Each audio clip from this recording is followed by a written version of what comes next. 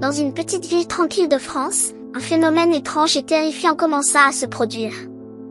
Les habitants commencèrent à voir des ombres sans source, se déplaçant d'elles-mêmes, défiant les lois de la physique.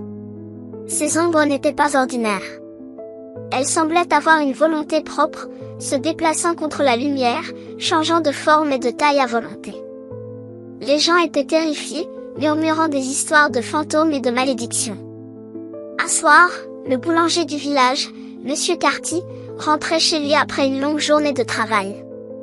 Il remarqua une ombre étrange qui semblait le suivre. Il se retourna, mais il n'y avait personne. L'ombre, cependant, restait là, imitant ses mouvements. Monsieur Carty, bien que terrifié, décida de confronter l'ombre. Il s'approcha, mais à sa grande surprise, l'ombre s'évanouit. Il rentra chez lui, secoué mais soulagé. Cependant, ce n'était que le début.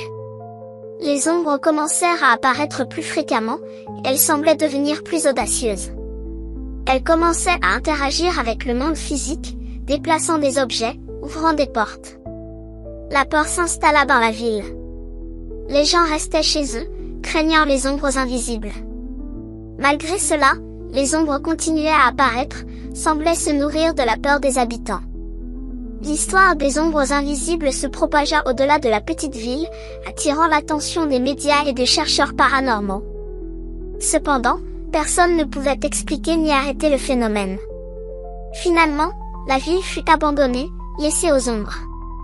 Aujourd'hui, on dit que si vous passez près de la vieille ville la nuit, vous pouvez voir les ombres danser dans les rues vides, éternellement prisonnières de leur royaume sombre.